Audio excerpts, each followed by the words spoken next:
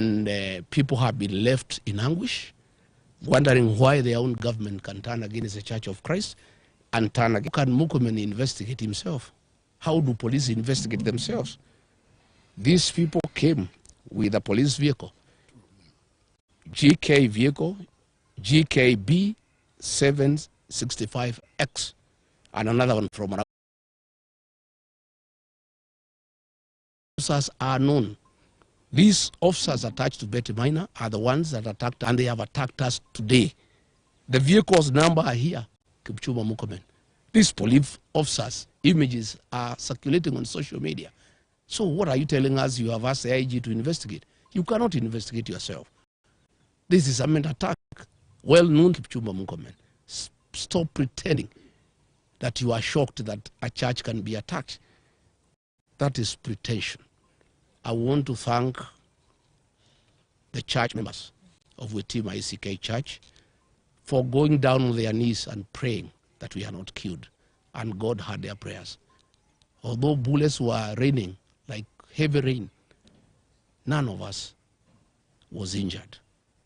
Women, of course, and children have fainted because of tear gas. But we will thank the church. And I want to tell our people to continue. And all these things will come to pass. I want to ask Murkomen, for 40 minutes, police attacked the church.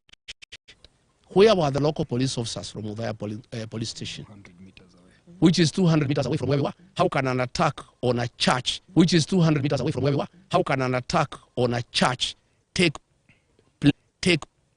place with the live bullets and tear gas for 40 minutes? At least with the live bullets and tear gas for 40 minutes. And then the CS Interior is saying he's gone with the police officers celebrating in Kamanyaka, here in Mandera. The area member of parliament. And of course, the area member of parliament for Udaya, Mheshimiwa Wainaina. I wonder why, Mheshimiwa Wainaina, you said people to attack the people who elected you. The people of Karema gave you their votes. Why would you send police to attack them in church? Let me wind up by saying the following. We indeed not surprised that William Ruto has turned against the Church of Christ. We acknowledge that William Ruto organized an attack on women and children in Kiambaa Church, organized that attack. And when he came and became our friend, we forgave him and we thought that he had changed his bad ways. But as soon as he became president, he went back to his old habits. He has an attack on women and national community to come through for Kenya. He wants Kenya to be like Tanzania or like Uganda. I want to tell William Ruto, Kenya cannot be Uganda and it cannot be Tanzania. We want to call on the international community who are our friends to come through for. And what has happened today has set the temperatures extremely high. The people are agitated. And I want to tell William Ruto, my former boss and friend, I understand your frustration that you have lost the mountain and you are trying to do everything to regain it. You are war on. You are trying to do everything to regain it. You are war on. I hated you much more about you. And use of police and good. I want to call on Kenyans to pray for our country, our president, and he has become extremely dangerous. Nobody is safe anymore. Prayed him into power. I think he has gone wrong. And this is totally unacceptable. I've seen a lot of nonsense by government bloggers trying to say that we can stage manage our own attack. Where can we get access to tear gas? Is it sold in a supermarket or in Gikomba? Where do we get access to police uniform? We can't. And Kenyans are not foolish. I know that is the narrative they have been trying to do to bring so that they can arrest my supporters and my security and try to blame them. But today's happening is recorded. The vehicles are there. The policemen are there. The ones in uniform, the ones in civilian. It's all recorded, the tear gas canisters, the cartridges. Please, Kipchumba Murkomen, don't play around with the minds of Kenyans. Just make a decision. If you want to make this country ungovernable, well and good. If you have decided to use the police to kill, go ahead. And I want to invite the members of the National Security Council outside William Ruto, Kithure Kindiki, and Kipchumba Murkomen. Those three have stopped thinking, and they really don't care about the security of this country. I want to ask the Chief of Defense Forces, the IG, the Director General of NIS, to sit down President William Ruto and tell him that if Rigathi Gachagua is assassinated or injured, there will be turmoil in this country, and there will be instability in this country. And what he's doing is wrong. And somebody must talk some sense into the president. And there is no way he can be president by force. He was elected into office as a very popular president. He has goofed by doing all the wrong things and antagonized the people of Kenya. And when he is in a hole, the first thing you do, you stop digging. He's digging further by unleashing violence on the Church of Christ, on elected leaders, on women, on children. He's just making the situation worse. I'm told they are very bitter that I talk to the people of northeastern Kenya and enlighten them that their suffering have nothing to do with the marginalization, but misuse of public funds and lack of accountability by their own leaders. And he is afraid that he was banking on the support of the Northerners, and that may not be forthcoming. I am told they were very bitter about the 2 mega rallies I did in Kagumo, in Kirinyaga, and Karatina, and they wanted to make sure that I don't do meetings in Udhaya and Keni. I want to say that I am undeterred, I'm on board, I'm not intimidated. We shall continue with the journey to liberate this country.